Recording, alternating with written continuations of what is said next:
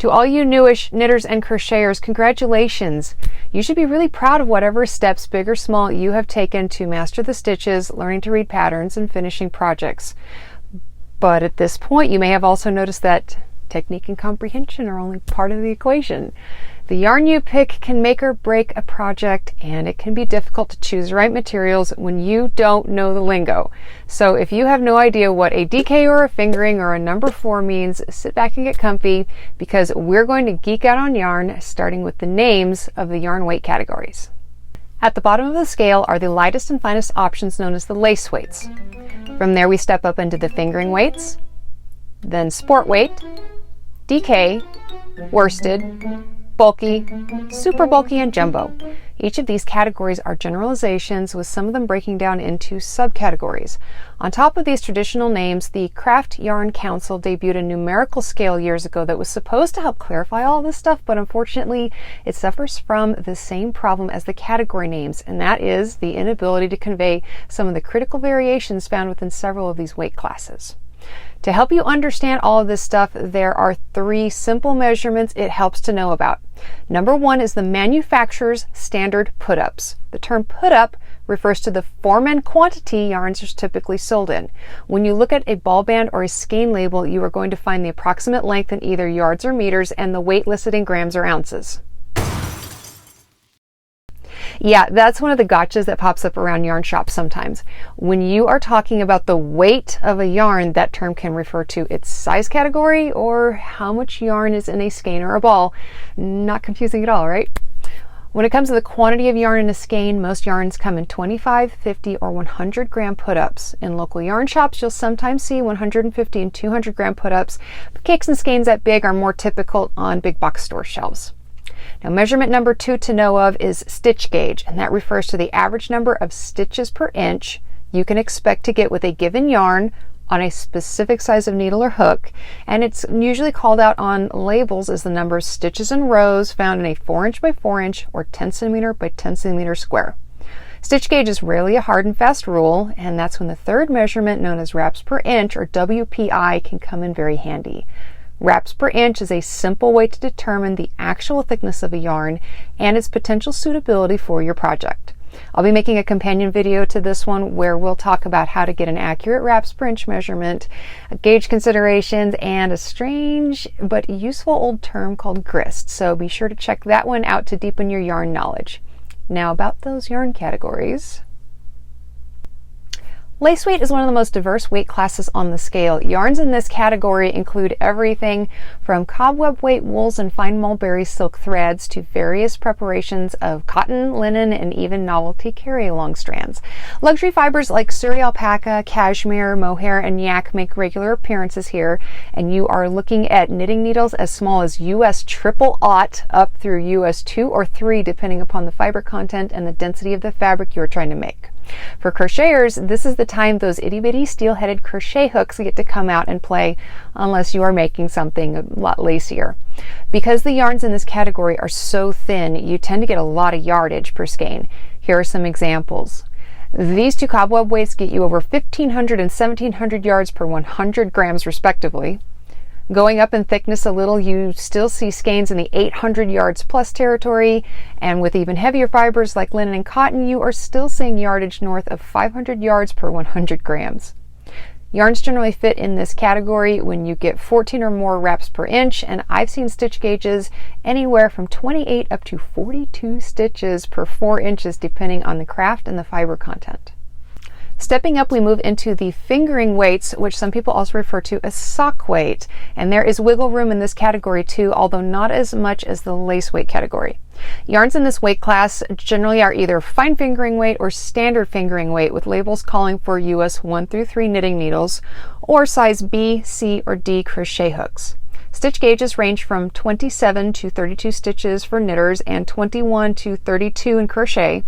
And wraps per inch readings of 13 or 14 are fairly typical. You can make educated guesses about a yarn being a fine fingering weight or a regular fingering weight when you look at the put up. Fine fingering weight skeins will often have upwards of 490 yards per 100 grams, while most standard fingering weight skeins run from 390 to about 420 yards per 100 grams. This category is pretty heavily dominated by wools and wool blends, although pretty much every other fiber or material you can think of is available in fingering thanks to its popularity with indie dyers and with designers for all manner of garments, accessories, and of course socks. So many cool sock patterns out there. But I gotta say though, for my poor cold bony feet, I prefer socks made with yarn in the next class up, and that's sport weight.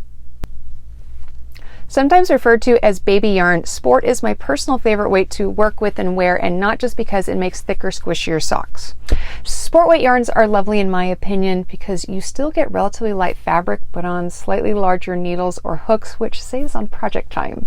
Knitters will generally be using US 3 through 5 needles, and crocheters will typically be reaching for their 3.54 and maybe even 4.5 millimeter hooks.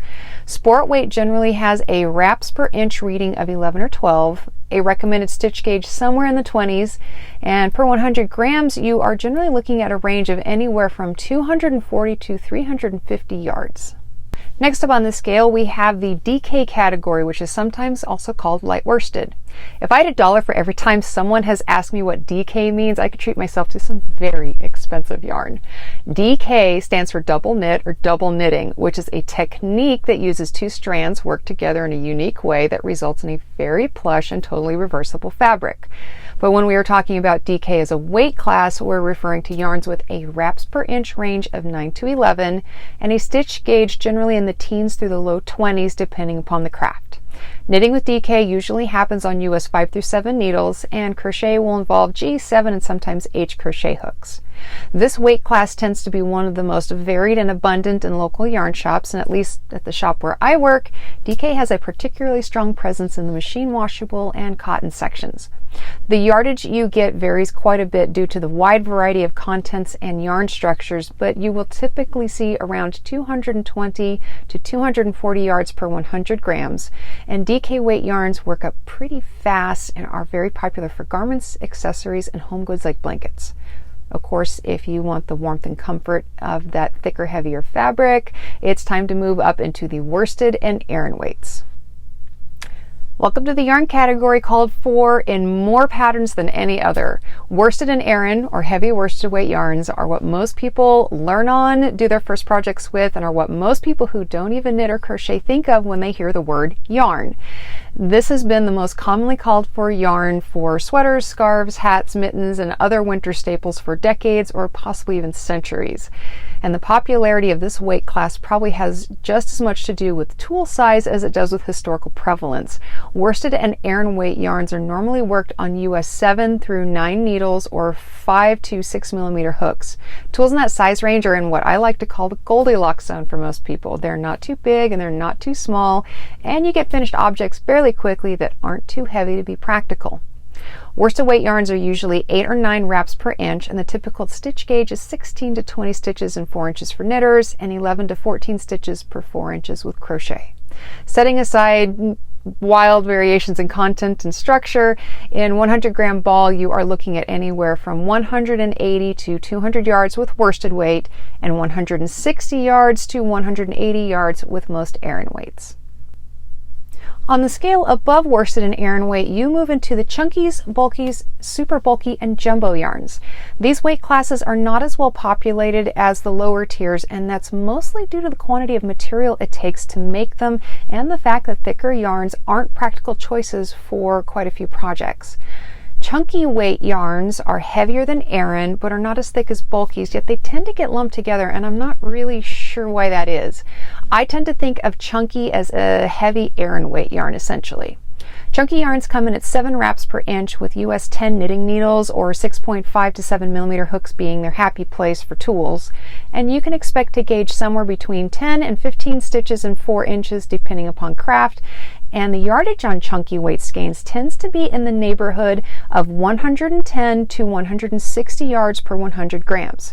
By contrast, all the yarns I've handled or worked with that I would consider true bulkies come in increments of 80 something to a little over 100 yards per 100 grams, and they tend to look and feel their best on US size 11 to 13 needles and US K or larger crochet hooks. If you shop for yarn online when it's classified as a Yarn Council scale of 5, I strongly recommend you take a look at that yardage to weight ratio to determine if you are looking at a chunky or a true bulky, so you can make sure you are getting something that's a good fit for your project. Super bulkies and jumbos are the heavyweight champions of the yarn world, and they are also the least common. Coming in at a whopping 3 to 6 wraps per inch, the tools required to knit or crochet these yarns are so big they can be hard for small or arthritic hands to handle, but the fabric you end up with can be incredibly thick and ridiculously warm. These are the yarns you see kids finger knitting with sometimes, and there are some really fun patterns out there that make use of these crazy thick yarns. You can make a lot of fabric in a shockingly short amount of time, but for anything outside of the budget acrylics, you are going to be spending a lot for the privilege. It takes a substantial amount of material to make a single yard of yarn that thick, so it's rare to get more than 30 to 50 yards per 100 grams. If you look at the labels on most yarns in this category, you can expect to see anywhere from 150 to 250 gram put-ups. Now on the flip side, these are fantastic when you need some rapid gratification, and if you're feeling adventurous, this weight class offers some of the most unique and unusual yarns you will ever find. Recycled sari silk, t-shirt material, super rustic wools from heritage sheep breeds, and quite a few novelty yarns all belong to this category. If you have had a hard time finding a bulky or super bulky to suit you, by the way, check out my yarn alchemy video where I walk you through creating customized yarns for your project needs. As we went through those categories, you probably noticed some overlap. The top end of the lace weight range calls for the same size needles and hooks as the fingering weight category, and the same goes for some of the higher levels. That fuzzy, indistinct margin between weight classes can be very confusing for beginners, but I promise that over time you'll learn how to use that ambiguity to your advantage. If you treat each project like an experiment, and please don't beat yourself up when a yarn and a pattern don't work well together, you'll be amazed at how much you can learn. If you haven't already, subscribe to this channel and hit the notifications button so you can catch the companion video to this one when it comes out. I'll cover grist and gauge and wraps per inch in that one. Let me know what other topics you'd like help with as part of your yarn journey, and thanks for watching I Heart Yarn.